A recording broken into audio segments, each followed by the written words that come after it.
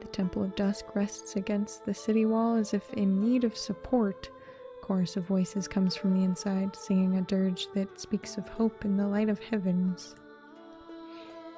Lady of Dusk dries our tears as our eyes close for the last time. Temple of Dusk is as much about mourning as it is remembering. Clergy of Dusk codifies faith, maintains extensive archives, and administers the donations received by the other temples. Minor branch of the clergy oversees funerals and offers grief counseling. Entertainment. Anyone can make a flute with the stem of an elder plant, but how many can use it to produce music and not noise? While nobles are taught the art, peasants must leave their old life behind to embrace music, quite literally, as they're taught by itinerant minstrels or traveling troops. Wow. So they have to join the circus, is that what you're saying? Look at how full this codex is getting. We're doing it. It's quite different from the song in the city. Step inside the cool gloom. The frescoes on the dome show the wizened Lady of Dusk as a smiling judge, with a scale raised up and a sword at her hip. Celeste is singing with the clerical chorus, but her beautiful voice is drowned by all the others. Pity. We can wait. I'm not a freaking infidel over here, sheesh. The song is repetitive, almost hypnotizing. Find yourself humming the tune and mouthing the lyrics. Only when the bells toll overhead does the song wane, replaced by a somber silence. The first people to leave are the pious commoners in attendance. Some bear the signs of weeping, of disheveled grief. Others appear almost placid. Celeste? Zara, how long have you been here? Long enough to learn the lyrics. Truly, I thought you had forgotten about me. The festival took much of my attention. I wish it could take mine. She gestures towards one of the many doors that line the walls of the temple. Follow me. The walls of the inner temple have been turned dark after centuries of burning incense. How have you been? Quite well, thank you for asking. It's so strange to hear the difference between this you and the old you. How have you been? Me? I'm still easing into my duties, learning as I go. A warm smile curves her lips. Thank you for asking. She studies your face for a moment. This must feel unfair to you. Me, knowing myself and who you used to be, and you, to whom I am a stranger. Are you a stranger to yourself also? Well, I don't know about that. I could tell you if you'd like. But I should warn you, you might not like what you'll discover. Okay, but I'm so curious now. You know, you are the first kindred face I have seen ever since I left my house. I can hardly believe it myself. You, a kindred face. But you act nothing like she did. I'm so curious about you also. Why can't I ask both of these?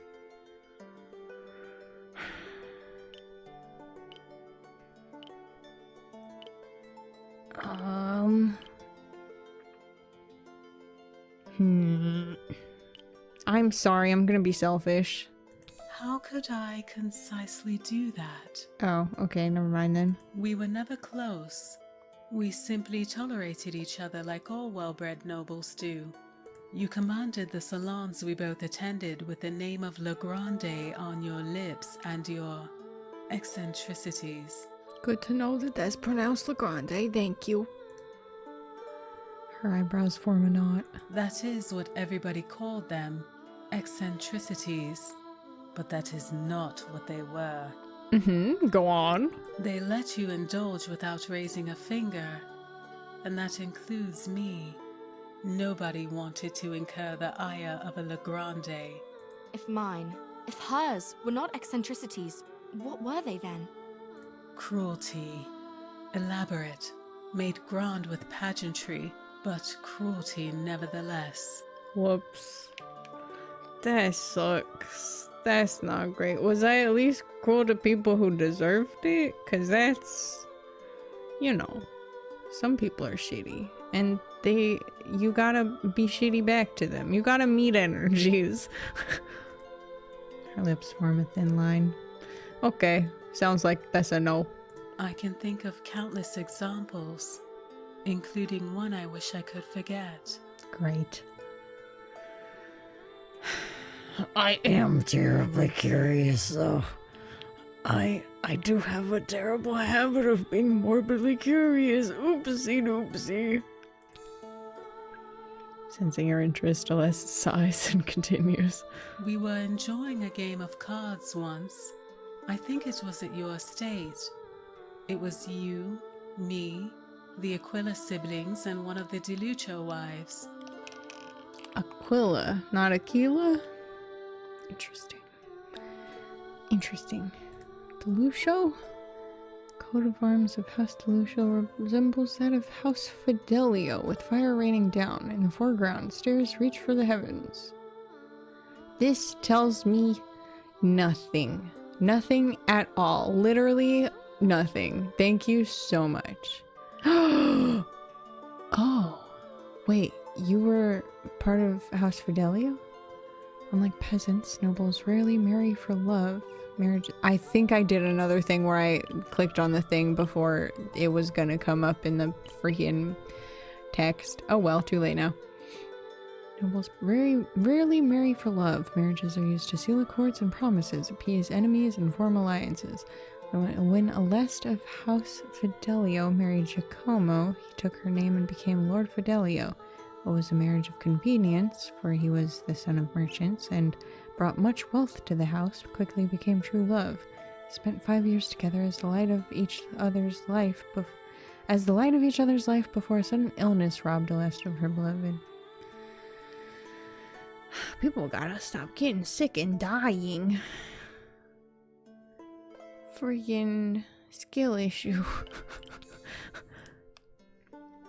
Those names mean absolutely nothing to you, but Aleste carries on, almost as if she expects you to remember who these people are. We were tallying the score when a servant burst into the room and bowed so deeply I could see the nape of her neck.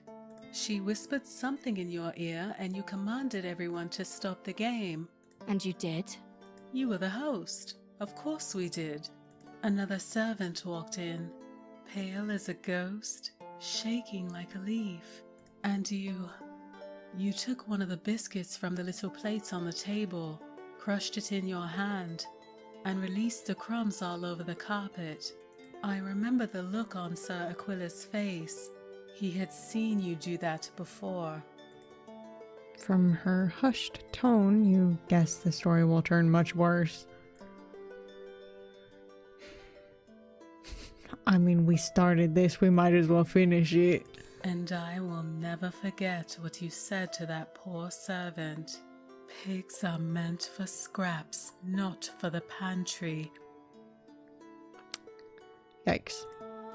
She shudders. Now eat. Yikes. And she did. The poor thing dropped to her knees and began eating the crumbs from the carpet through the tears. All that dust, the hair, ugh! She vomited almost immediately, and I feel like doing the same now. You know what infuriates me the most? The fact that I did nothing to stop you. None of us did. Yeah.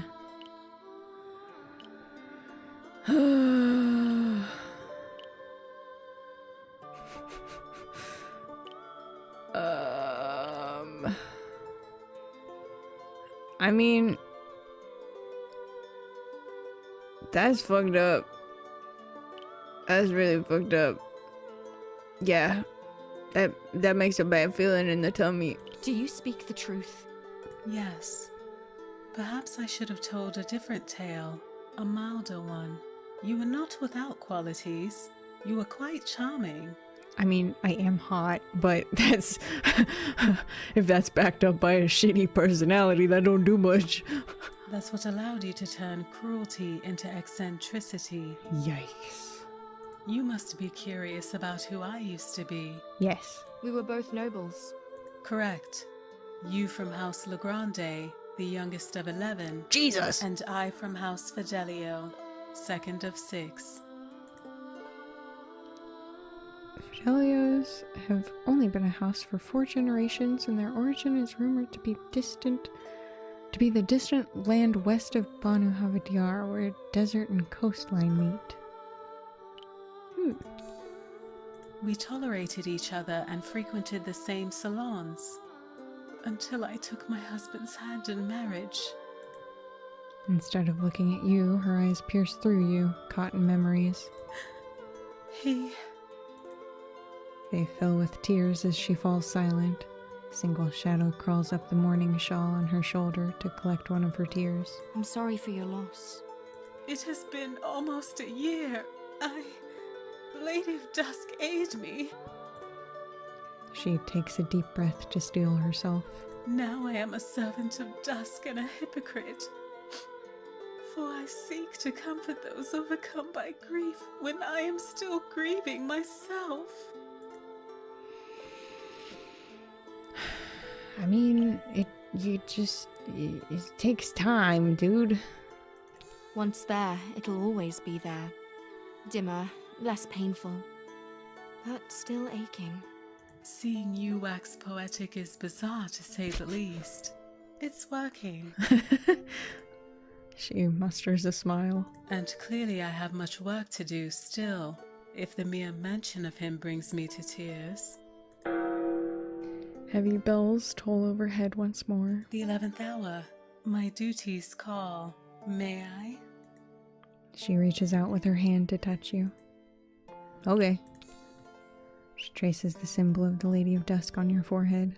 Dusk blessed us both with an end, and dawn granted us a new beginning. May we use their gifts wisely, especially during this time of respite and celebration. Farewell. You'll find me here if you ever want to know more. She bows to you and heads for one of the side doors. Without much to do in the Temple of Dusk, you take your leave and do as Aleste suggested. Celebrate.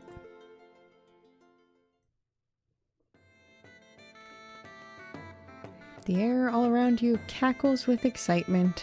In just a few hours, the night that should plunge Caerlease in darkness will be dispelled by the everlasting prime. Like a butterfly tasting a garden, you fly from place to place, enjoying the acrobats and the minstrels that brighten the streets. The abyss still lurks about, lacing the broken voice of a birthing mother, heavy gazes of a couple still courting, the shadow beckoning you forward. It's darkness, yet it glows gently like moonlight. You follow the shadows as it leads you into a tavern bursting with festivities. You narrowly avoid the barmaid, so overburdened with plates that she can't see where she's going, to gain on the shadow. Who the hell is this? Thus fate brings us together. Oh, a single sound emerges above the music and the crowd's chatter. Crystalline resonance that steals your breath away. Much like when you cross the word of the refrain, a blissful moment passes in which the void strips you of all your wants and needs. Is this the prodigal one? Oh my god, have we found the prodigal one? The fucking, what is it, merriest of whatever the shit? What the fuck? When you open your eyes, the people around you are frozen in motion. A young woman stands up to welcome you, clad in a gem-like dress that shimmers like the jewel in her diadem. You called for me. I did.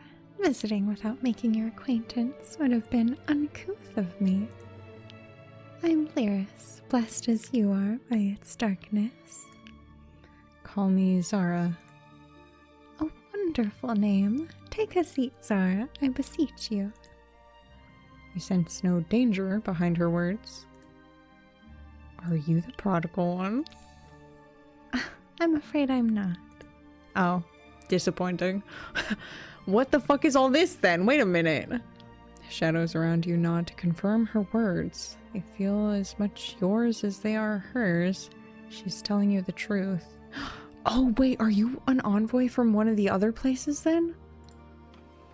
You pull a chair closer and take a seat. It's my first visit to Carolis, and of course it happened on the solstice. Have you been enjoying the festival? It's pretty fun, yeah. Likewise. You both wince as the abyss makes its displeasure known. You shouldn't say something like this. Only a fool would deny the joy the festival brings to the people. What brings you to Carolis? I've been looking for my sister, Alira. I don't imagine... Her question hangs hopeful in the air. The name doesn't ring a bell, sorry. It's all I have left of her after all these years. I thought we had no past. We formed into being, or do you mean like an envoy sister? Her sigh makes all the shadows around you tremble with sorrow. Alira became a sister to me in rebirth, just as she was by blood. I swore our bond would never change. That's why I've been relentless in my search, now that she's been stolen from me. A gentle smile plays on her lips. If our bonds reveal who we are within, who are you, Sarah?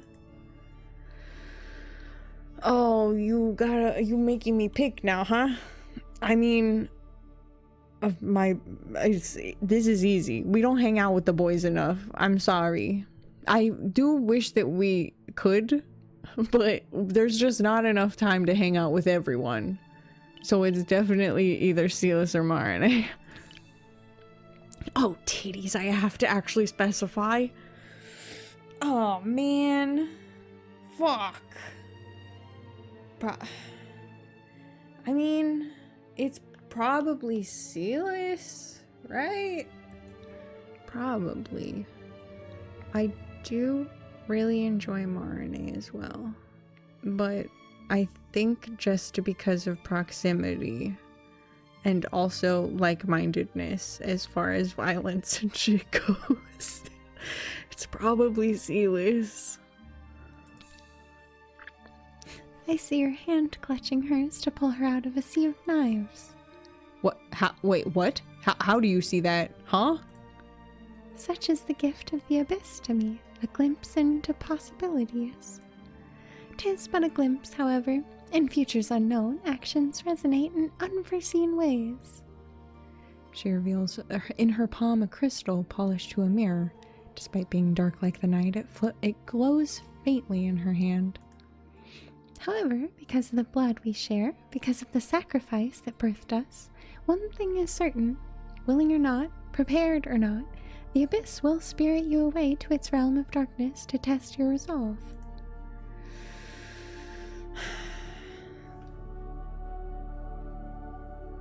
I don't know about this envoy thing, dude. I mean, like, it is really cool being, like, strong as shit and being a little shadow monster and stuff. But the demands that this thing makes, you know? Like, oh, come on. Like, get a grip. Ah, fuck.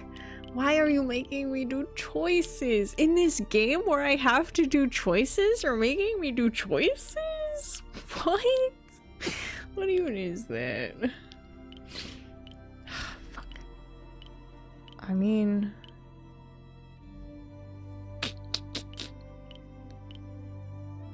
I do like the powers. Let's be real. It's nice to have power, okay? Oops. There's always another way. She offers you the crystal and you see beyond her youth frozen in time by the abyss. Catch a glimpse of the wisdom behind her eyes. Some call it apostasy, others call it freedom. You think of Alpheon, blessed as he is by the abyss, yet a stranger to its orders.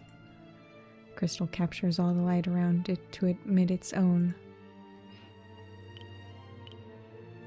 What? Wait, you're giving this to me? What? What? What does this do?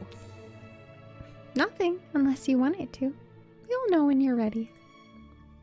Okay. I mean, I won't reject it. Thank you.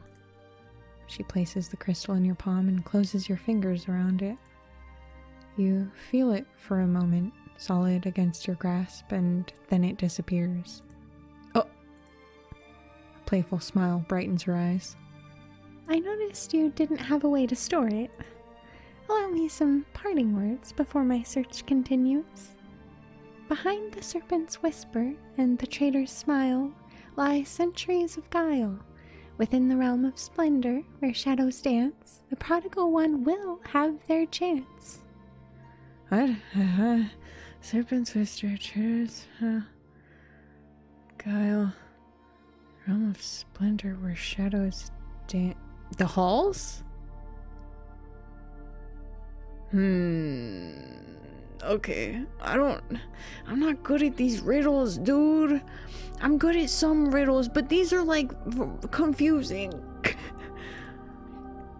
The prodigal. Farewell. Oh, all around you, reality shatters like a mirror. Its fragments crumble to dust, revealing the most exquisite nothingness behind. And then the music invades your ears, and so does the chatter, the laughter. Stuffy and over capacity, the tavern smells like sweetened wine. Iris is gone, but you still feel in your palm the polished edges of the crystal she left in your possession. Thank you again. Her parting words echo in your mind. Centuries of guile, you can understand, but what did she mean? A chance in the realm of splendor? At least I know what to look forward to. Before the barmaid stops you, you stand up and leave the tavern. One of the shadows outside glows faintly and waves you goodbye. The sky is still bright, but the shadows all around grow darker. You told Silas you wouldn't watch the Everlasting Prime with anyone. Lifelong bonds! Choose somebody! I don't know. My stomach hurts. God fucking damn it. I don't know. I stand by this, actually. I'm gonna barf if I have to choose somebody. Yeah, fuck that. I'm not choosing anybody. You head to the refrain in its quiet belfry. When you're back at the guest house, the sky is a triumph of deep purple streaked by orange. The sun is about to set, and even from the courtyard, you can hear the cheer of the festivities. I can stay here. The view should still be... Blazing heat scorches your face as a massive sun, radiant just like the real one, grows in size above the city. This is the miracle of the Everlasting Prime, day that lasts through the night. This is the work of people, okay? Fucking Lady of the Prime didn't do shit. Why am I praying? I don't even believe in that shit. We're not praying. This is the work of people. Fairy mages shunned by Carolis for their magic are the ones responsible for such a display. The splendor of the Prime bathes the city in light, yet the shadows around you are deeper than ever. Those that... yes, I am. Thank you. Thank you. Hell fucking yes. Those that can't partake in the festivities, do they feel mocked by the Prime? Under its bright light, babies are still being delivered. Vagrants starve like they were doing before, and the sick breathe their last, healed not by her light. I wonder. You bask in the splendor for a little longer before retiring for the night. That was cool.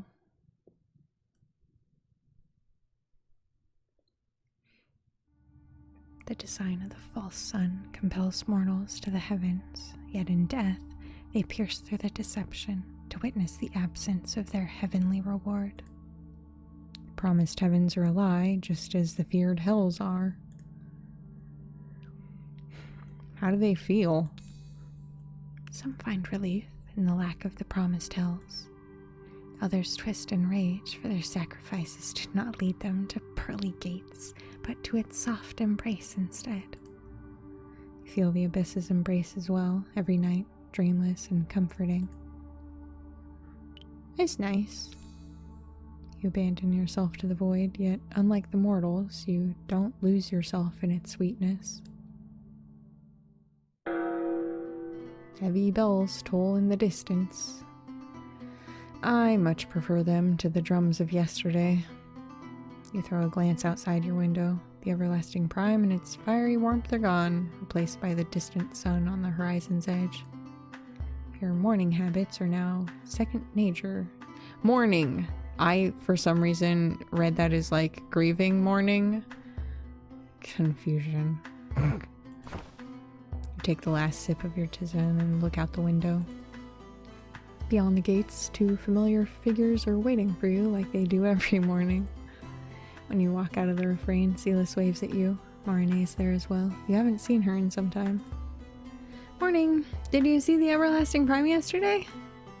I did. And what did you think of it? It was pretty cool. Truly a testament to the greatness of the halls and our magic. A testament to the goddess, you mean? Marnie's smile is sweet like poison. Poison. Zara, your presence has been requested by Nessa. In that case, I'll scram. I'll see you around.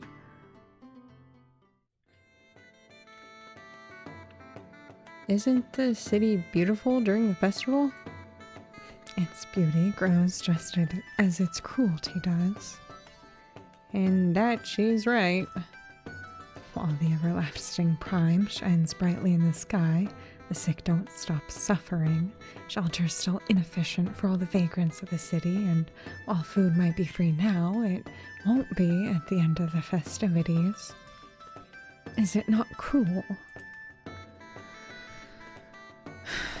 I mean, it's a little bit of hope. Gotta stay optimistic. A brief spark of it, yes, promptly taken away. Someone, anyone, help, please. There's a commotion ahead of you, people gathered around a bridge, and the desperate cries of a woman. Oh shit. A figure thrashes in the canal, struggling against the current. It's a drowning in the making.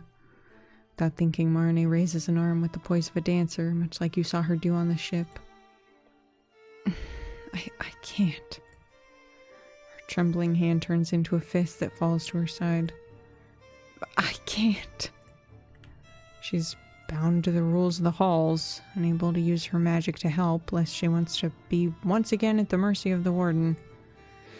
You, however, are free to act. Let's not make a big fuss about this. Let's just do it shadow-like, please. The morning sun glitters on the ripples of the waterway. Where there is light, there's shadow. A particularly intricate web of it, in fact, shaped like the waves. Harden. You run closer so they can obey your command. Push that one towards me. Shadows are happy to gather around the drowning figure, feeding on their fear and despair. Oh, Jesus Christ, it's a child. Free their lungs from water. Reach out with your hand. You're almost there. Small hand flails out of the water, guided by the shadows. You grab it and pull. The little girl rolls onto the bank of the canal, hacking and coughing. Not a moment later, her mother's at her side. Through the tears, with a broken voice, they both thank you. Phew! We should go. Marine's cheeks are streaked by tears. You duck into a deserted alley, putting some distance between you and the commotion. Truly, you are a blessing to these people. If it weren't for you, the girl would have drowned, and I would have watched that happen, just like those idiots on the bridge. Her lips tremble as her face twists in loathing. I would have watched her die. Marnie, the warden, he could have come. He could have taken me again and I... Her breath catches. Drop of blood falls from her hand where her nails have dug half-moons into her palms. I was scared.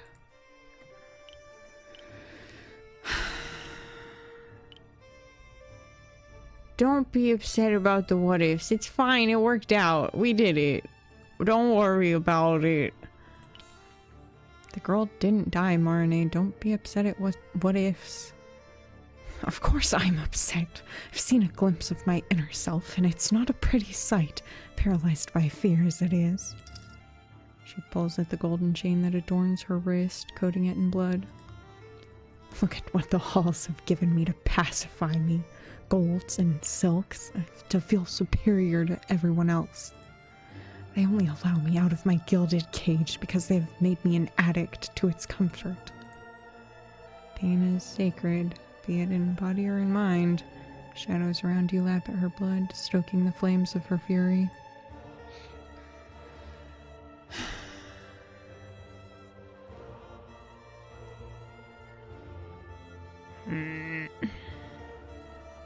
I mean, Nessa's teaching you stuff, though.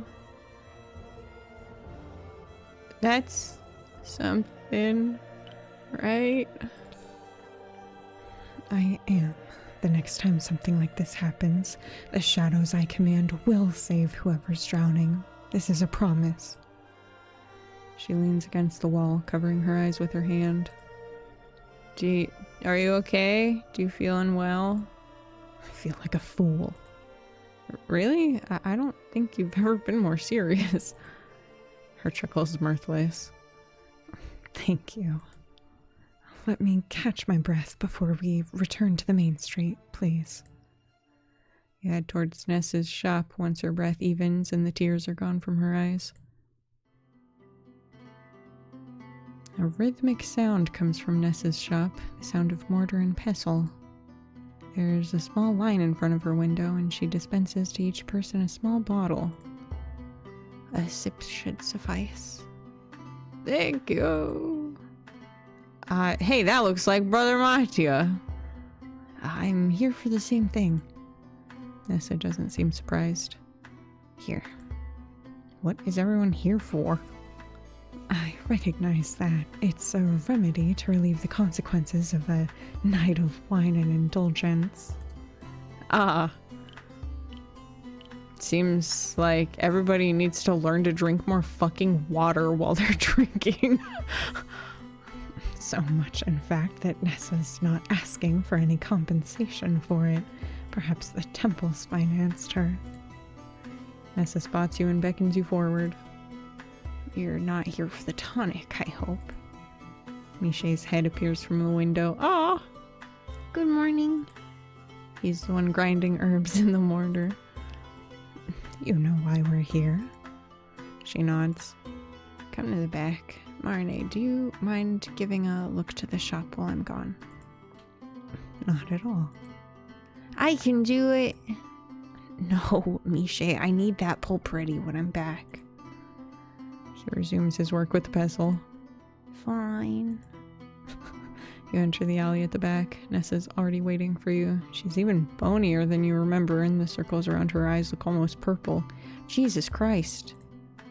You're stretching yourself thin. You need to take better care of yourself. If not for you, then for Miché, you fucking idiot. You could say that. Between the boy and the festival, a remedy for the lands of Rizzo, and now the tonics, and Marne, of course. She's not an easy student. She smiles at you. I hope you can see my devotion to the Abyss and my efforts, envoy. I'm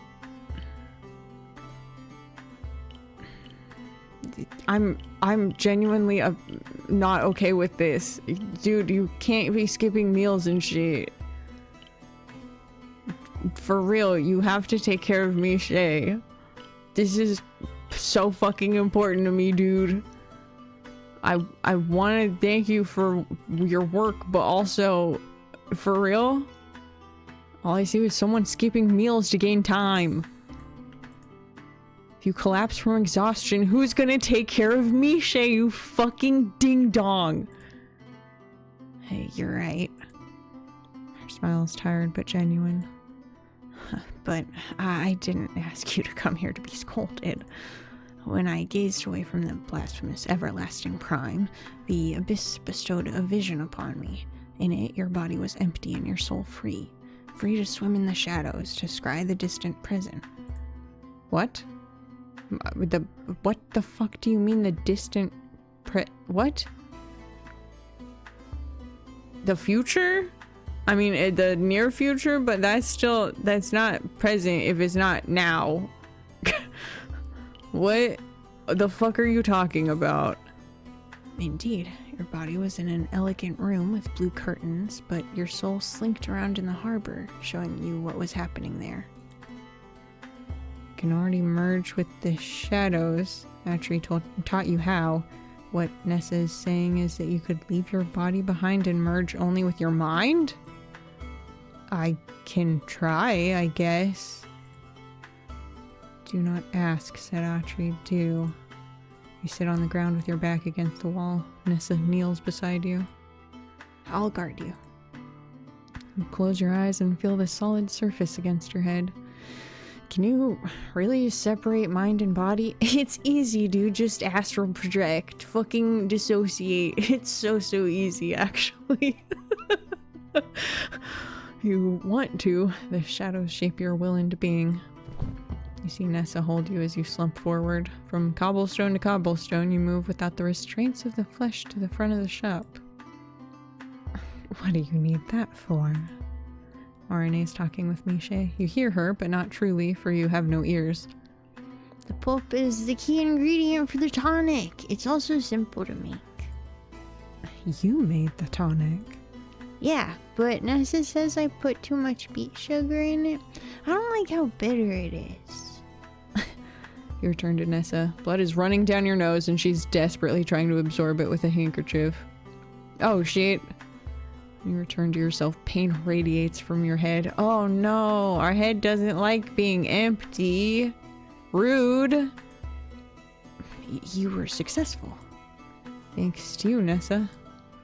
Light is dim, yet it stings your eyes. Migraines. Every sound from the thumping of your heart to the chatter by the shop booms in your ears. Oh, it's gonna take practice, though. I wish Marnie had your attitude. Oh. She helps you stand, but she's so frail herself that you almost make her topple over. Nessa, Marnie and I can watch the apothecary for a few hours. Please use them to rest. You stare at the deep circles around her eyes. You need them. The abyss cannot be found in idleness, however. Her face relaxes into a smile. I'll take you up on your offer. Where did Nessa go? She's resting for a while. You'll help us watch the store, right? I can do that. Marnie is happy to stand by your side as you practice your newly learned craft. When Nessa returns, she thanks you profusely for the time you gifted her. The sun will soon set. You head to the refrain, eager to leave this all behind you. The brightest day heralds the darkest night. May you slice through the rays of the false sun, reveal the truth of the embodied lie. Oh, okay. Happy bells mark the last days of the festival. Silas and Marine are already waiting for you. Good morning. With the festival dying down, Bastian finally has time to thank you properly. Should we go? Oh, okay. The harbor is always bustling with people and cargo at all times of the day. Meatball! Meatball, are you around? Please! I don't see her anywhere. Who might that be? My future cat! Meatball! Unfortunately, the tabby is nowhere to be seen on your way to Bastian's chancery. The fuck? Did the shadows just hiss at me, or was that Meatball? The rays of the false sun are sharp like daggers. Whisper suddenly floods your mind, disorienting you. Fierce like a scream. It's distant round the corner and towards the canal. This way. Huh? You follow it, marching past a group of mariners lazing about. Jesus, okay, the shadows are hissing at me, rude. Deeply burrow in the flesh of the defiant. The whisper changed. Urged by its chanting, you quicken your pace and emerge by one of the sluiceways of the harbor. The waves make a light figure thrash against a closed gate. Overhead, seagulls gather to pierce the air with their dissonant song. It's a priest? His life, too, is exchanged with a venom-filled kiss. You fish the person out of the water while Marne runs to call Bastian. The man's lifeless body is clad in stained robes of the Prime. One of the seagulls lands next to the corpse, eager to peck it clean. Fuck off, seagull. Nasty. Get those parts away from the poor thing.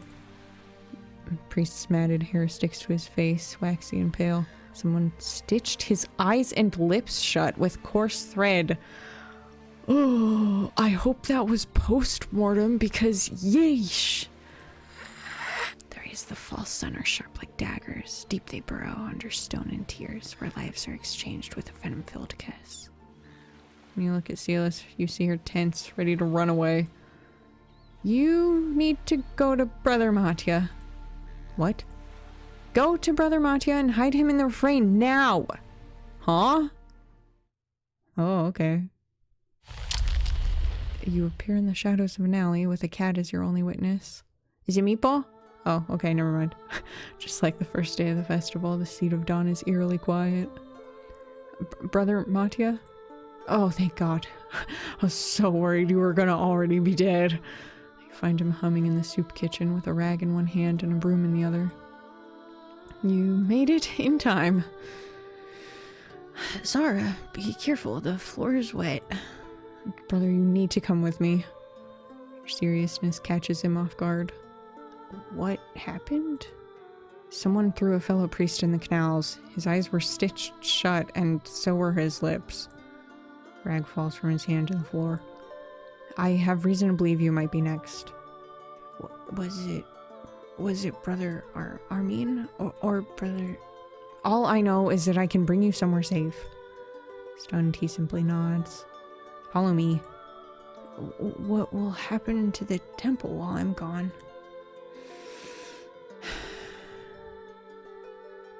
The others will probably manage, okay? Please just worry about yourself.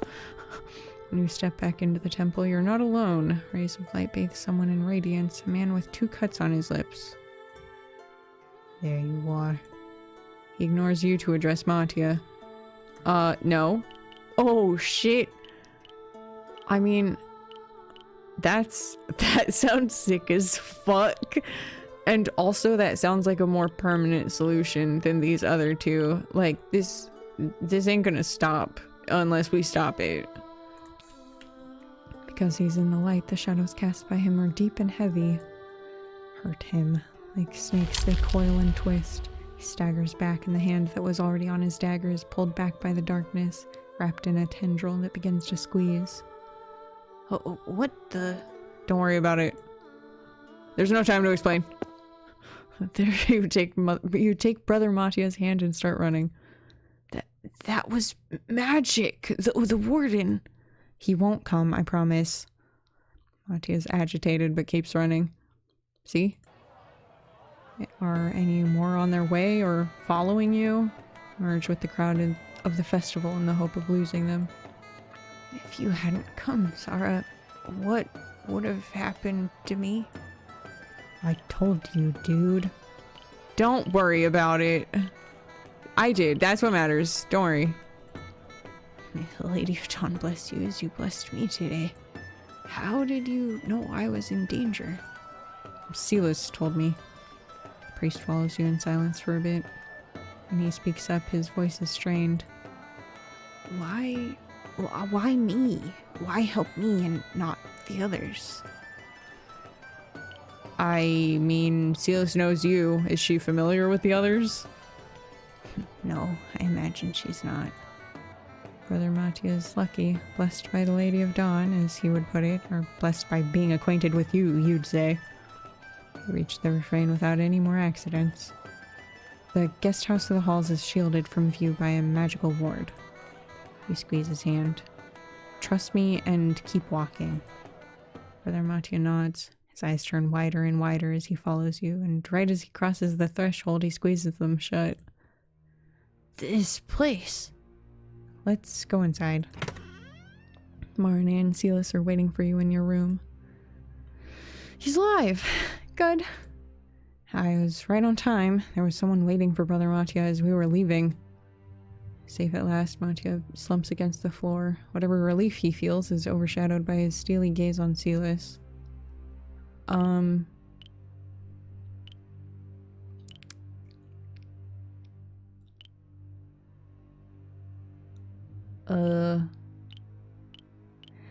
Hey, let's not fight. You were right. Yay, thank you. That's because it wasn't a hunch. What? Oh. Silas turns away from you to hide the scar on her lips. By now you must know who I work with. Nameless desecrators, it seems. We do have a name. Not going to tell you, though. Some days ago, I overheard a list of names, and I recognized Brother Mattia's. So when I saw what they did to that priest... Brother, what have you done to receive such wrath? The priest looks out the window. The Curia has been ordaining, behind closed doors, priests and priestesses with daggers concealed under the habit. Ask them to recite a prayer to dawn, and they'll laugh at you. Ask them to do anything, really, and you'll be ignored. He did mention something like this to you once. You had no idea the situation was this serious. Silas keeps avoiding your gaze. Some of us have been vocal in expressing our displeasure. And now one is dead.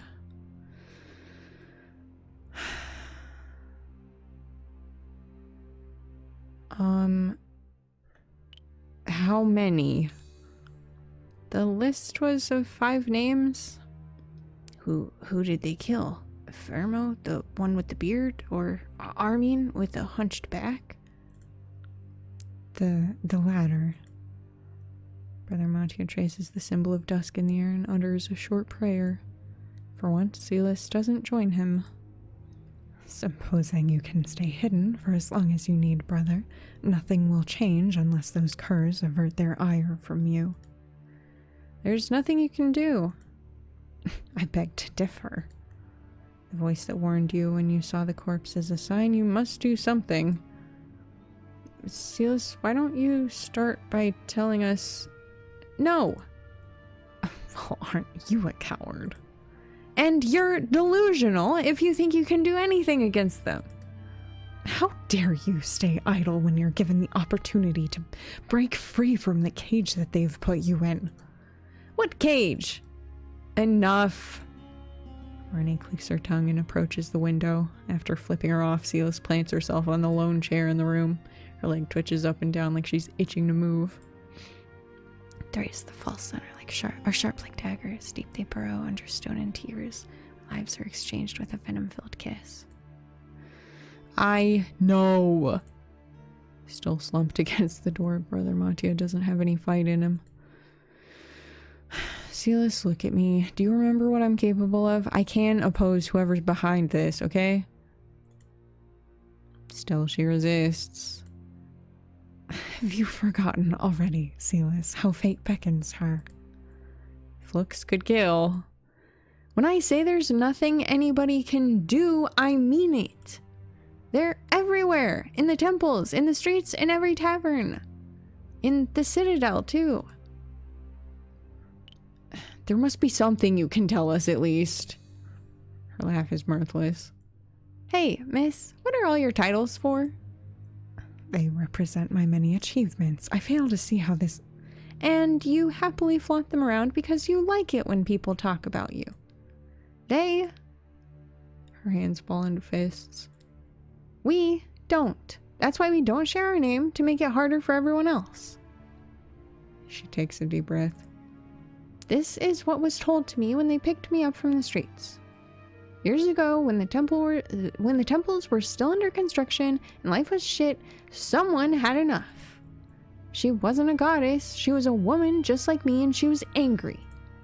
People were starving left and right and selling their children for a meal, so she helped those children. She taught them how to climb walls and sneak into windows and slit throats. She taught them how to steal what they needed, extort what they wanted, and enjoy what they had. She only had one rule: your mouth will not betray me, your eyes will not give me away. When she passed, someone else took the reins and followed the same rules. Your eyes fall on her scarred lips.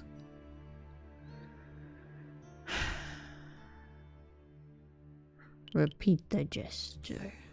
Don't do that when you're outside unless you can deal with the consequences. You've seen what happened to someone who slighted them. You wish you could forget him, don't you? Why was he desecrated when he was never one of yours? I don't know about that. That's how I survive. The less I know, the better. I'm useful. Keep my head down. Don't ask questions. What she's willing to share isn't much. You don't have a name, a location, a description of a leader. At least she's told you something. It doesn't seem to bring her any relief. You've never seen Silas so defeated. Silas, thank you. Your words are met with a quick tug of her lips, the briefest of smiles. How much trouble are you in for shielding Brother Mattia from harm? I should be fine. Nobody saw me with him. I pity poor Bastian. The corpse was left in his care. These ruffians are in every temple, Silas said, in every street, every tavern. Their influence has infected the whole city. How much of their reach is real, and how much of it has been fabricated to keep the people of Caerlease trapped in hopelessness. How can you even begin to unravel this web of deceit, omissions, and violence? By witnessing how deep it truly runs. Should I open it? Scanio's voice reaches you from the hallway. I feel generous enough. Wait, I feel generous to let you come up with a good excuse for all those guests before you open the door. I don't remember what voice I gave this dude. His usual frown turns into surprise once his eyes fall on Brother Mattia's habit. Brother Mattia's life is in danger. Can the halls grant him sanctuary? Brother Mattia can't hold his gaze. Conflicted, Scanio looks at the priest, then at you, then at Marine. Normally, such a decision should be discussed by the council. However, as keeper of this haven, I have my ways to circumvent them. Welcome to the refrain, Brother Mattia. Mattia releases the breath he was holding. Please, allow me to prepare your room. Thank you. I could never ignore the needy pleas of a servant of her grace. Scanio bows to you all and leaves to perform his duties. What now, Zara? I'm getting to the bottom of this, with or without Silas's help. As you should. Brother, what are you gonna do until your room is ready? Brother Mattia is silent when he's overwhelmed. Can I stay here, please? Of course. I will return to the halls. I'll get out of your sight. Don't say that. She looks like a kicked puppy, but you can't forget how cold and emotionless she was when recounting the tale behind her people. I'll see you around. She runs out of the room. Filled with renewed purpose, you head out.